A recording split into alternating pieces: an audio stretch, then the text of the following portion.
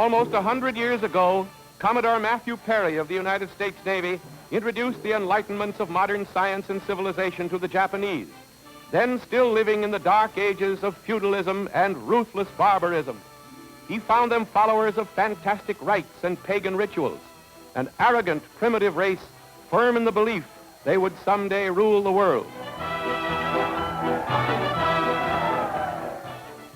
Tutored by friendly America down the ages, the perfidious, tricky nation used the arts of civilization mainly to build its murderous war machine, getting ready for the day it could strike for world power. A reptile warmed and nurtured on the bosom of the Western world, scheming, fawning, preparing for its merciless day of destiny.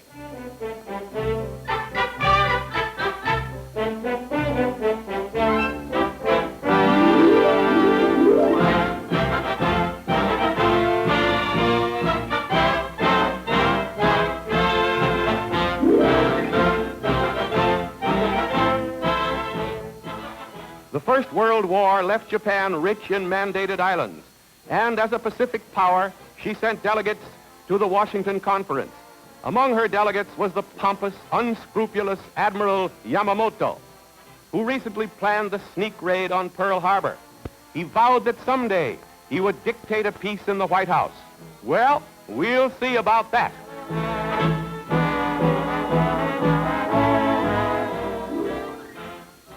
Sulking under the naval limitations of the Washington Conference, the cunning, treacherous leaders of Nippon were back again in '29, asking for more sea power. They were refused, but that didn't stop them. They hurried home and built more warships anyway, as well as secretly fortifying their mandated Pacific islands. Disregarding all treaties, breaking all vows, the deceitful madmen of Nippon rapidly increased their military and naval strength in the Far East.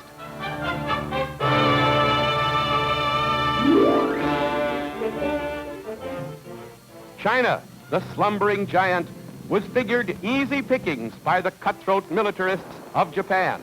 Manchuria was the prize, and the resistance of the Chinese was soon overcome. With pitiless force, the unprepared Chinese were robbed of a vast part of their country.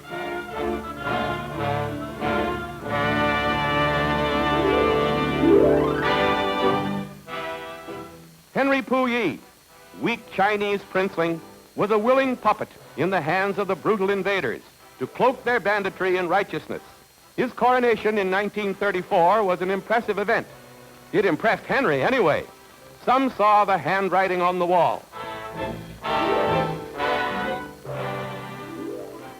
If the great powers had acted as one through the League of Nations over the rape of Manchukuo, Japan might have backed down.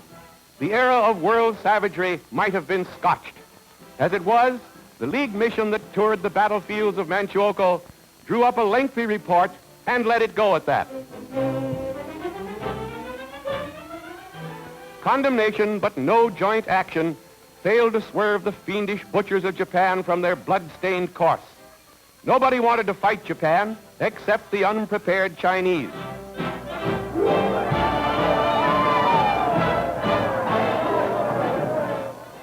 Only heaven took vengeance on pagan, unprincipled Nippon. A succession of earthquakes and fires down the years laid low her cities, catastrophes in which thousands perished, disasters which touched the hearts of humanity all over the globe. America and other nations, too, even China, poured millions through Red Cross channels to relieve their suffering. Millions later to be repaid in blood and treachery.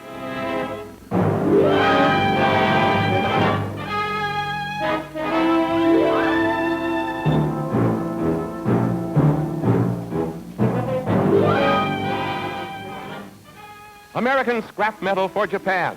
Heedlessly, year after year, we let this go on, most of us. Many far-sighted men warned the scrap would return someday as shells and bullets.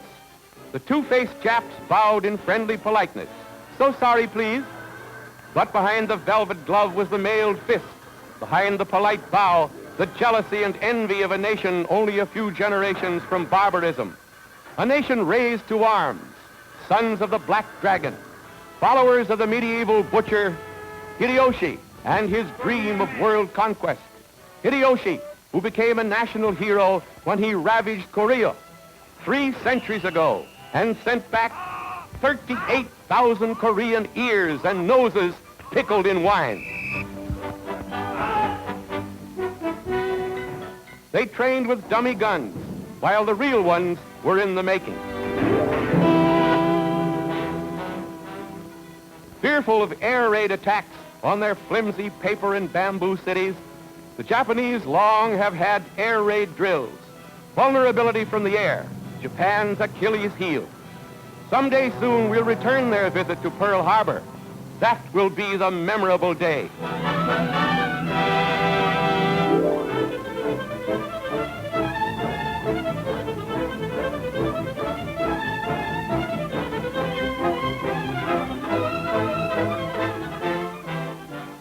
The Marco Polo Bridge near Peiping was the scene of Japan's next diabolical move.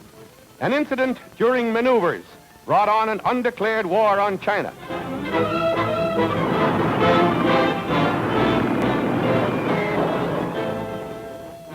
Poor souls, these and hundreds of thousands of others have paid a terrible penalty for standing in the way of Nippon's bloody path to Asiatic domination.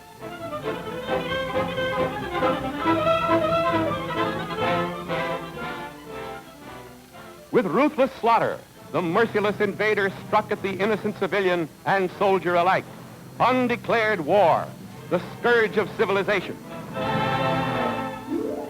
The conceited Japs thought China would be a pushover.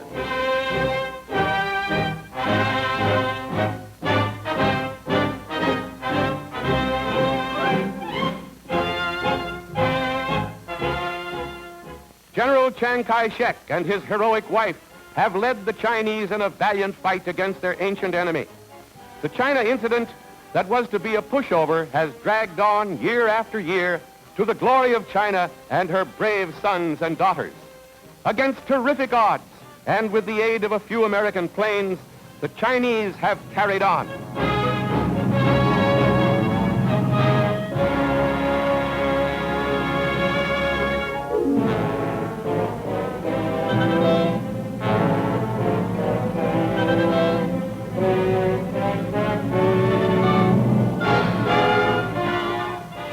The Bund in Shanghai soon heard the wings of death. Japan's new order for the Orient sends its messengers of panic and destruction. U.S. Marines run to protect U.S. lives and property. Some of these proud boys are now captives, suffering untold indignities.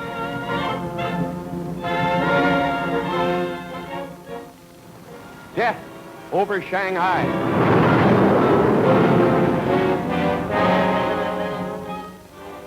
This is how Japan's cursed millions hope to bring their devastating scourge to the Americas, to our West Coast cities and elsewhere. Blood and fire, slaughter, carnage, then slavery.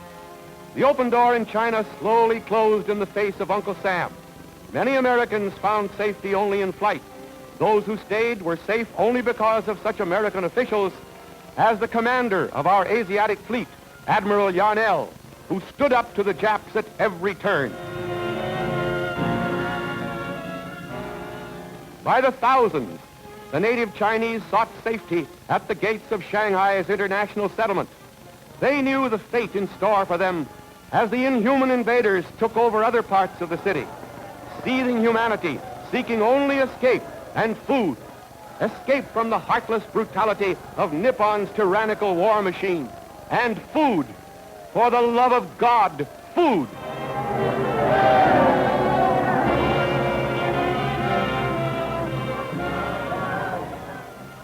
Fire and terrorism, devastation and death.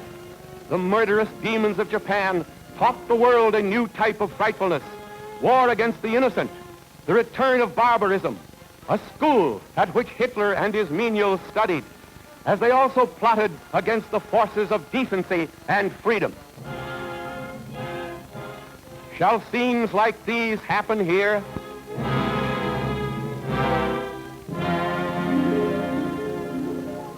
The streets of China echoing to conquering feet. Even then, there were quislings.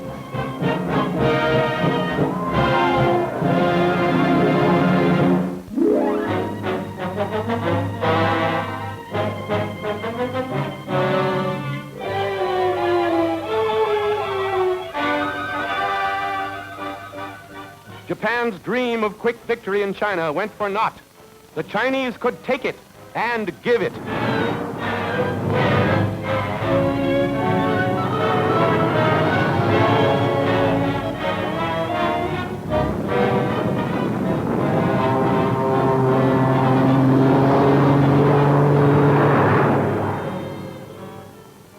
U.S. rights in the Orient meant nothing to the Japs. Bombs fell on our hospitals, although these institutions were plainly marked. Drunk with the lust for power and aggression, their eyes were blinded to all signs of humanity.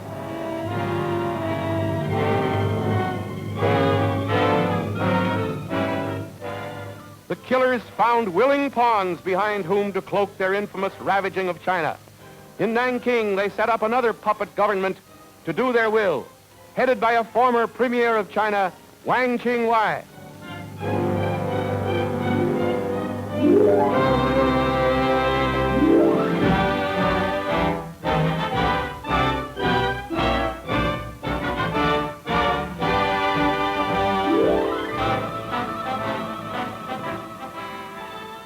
Remember the Panay? Under the command of Captain Hughes, the American gunboat was on a mission of mercy, rescuing American newspaper men, newsreel men, and others from a besieged city. The gunboat had cruised the Yangtze River for years. Every Jap flyer knew its familiar outlines.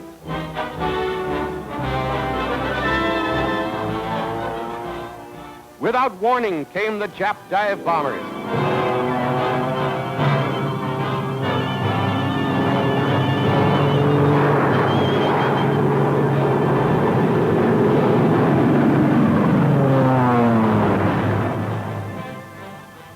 A cowardly attack, but the Japs insisted it was a case of mistaken identity.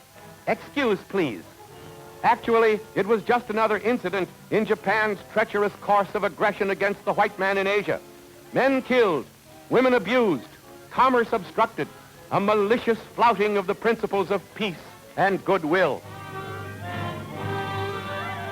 The sinking of the Panay was a milestone in Japan's infamous March of Terror.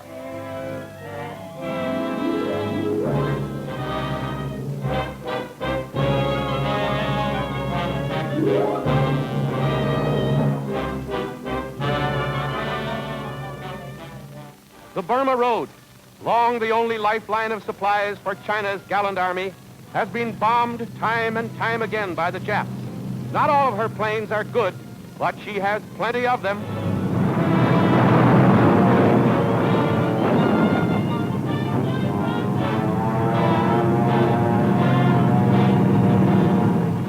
With her great air superiority, Japan literally blasted city after city, especially China's upriver capital, Chongqing. And this is the way the Japanese later bombed their way to victory in Malaya, Singapore, and the Dutch East Indies. Air superiority, the answer to Japan's surprising successes. Only a greater air force can smack her down. Chongqing bombed day after day, more than 100 times in all. And time after time, its brave people flee to the hills, determined to hang on. The fate of city after city in the Orient, and even at the gates of Australia. What next? Seattle, Portland, San Francisco, Los Angeles? Perhaps. So the Japs think, but a great America is now aroused. Under bomb and air blitz, China's Angel of Mercy carries on.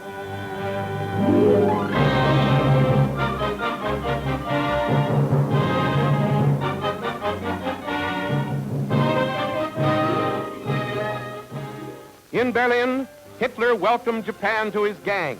The three-power treaty, Germany, Italy, Japan. Dictator nations falling in step for world domination.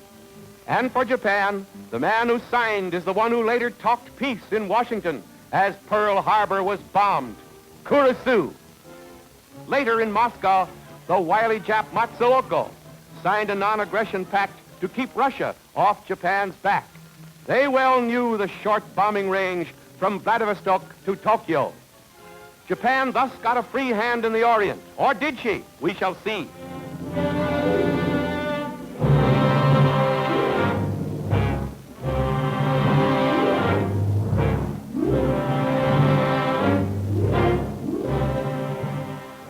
In Tokyo, Japanese naval leaders plotting to spread the bloody rays of the rising sun throughout the Far East and to the Americas. At the very same time that Kurusu and Nomura, unctuous and unscrupulous, talked peace in Washington, stalling for time, Japanese planes were warming up for the most daring, dastardly attack in all history. Unheralded, undeclared, the villainous followers of the barbaric Hideyoshi launched their treacherous and surprising attack on Honolulu and Pearl Harbor.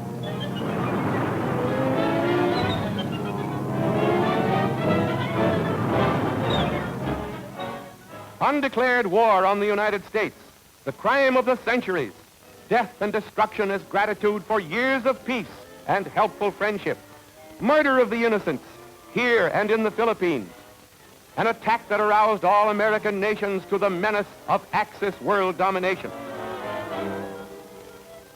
Proof of Japan's years of perfidy, new weapons, two-man submarines, especially built for this sneak attack.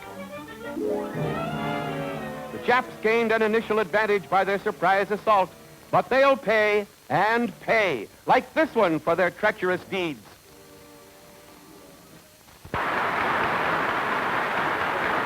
No matter how long it may take us to overcome this premeditated invasion, the American people in their righteous might will win through to absolute victory.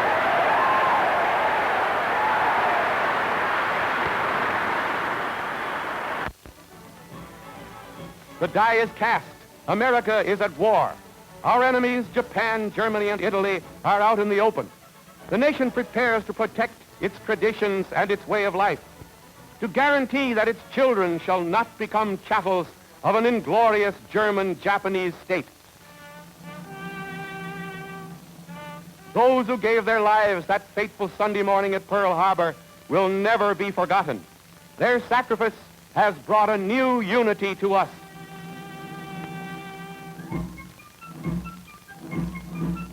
The crucible of war has brought new heroes to the fore, young men whose bravery and daring rises above and beyond the line of duty, new names for the nation's Hall of Fame, a growing chronicle of valorous deeds that proves the red blood of courage still runs strong in American youth. With men such as these to fight her battle against despotism, America can't lose.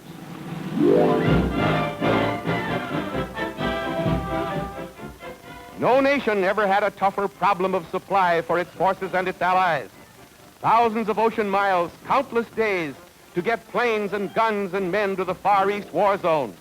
Southward through the Indies, the Japs' tide spread, with only General MacArthur and his heroic troops, American and Philippine, holding on to Bataan, to the everlasting glory of American arms. A two-fisted American general whose brilliant leadership against overwhelming odds stopped the Japanese juggernaut in its tracks. His amazing troops astounded the world by their determined resistance. His well-trained Filipino forces have won for themselves the plaudits of the Allied world. MacArthur's men. MacArthur, the man of destiny.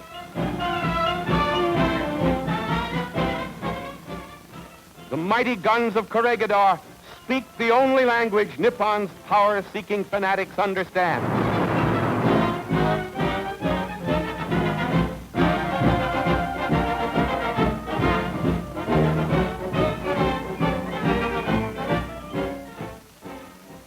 This is our answer to the fiends of Nippon.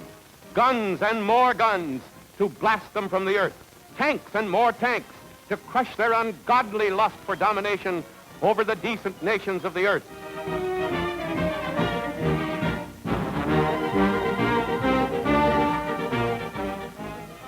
The cost will be high for ships and planes and all that goes to make victory possible. The toll will be high in lives as well. But no matter what the price, no matter what the sacrifice, for every one of us, The menace of the rising sun and of the Nazi monster must be ended for all time.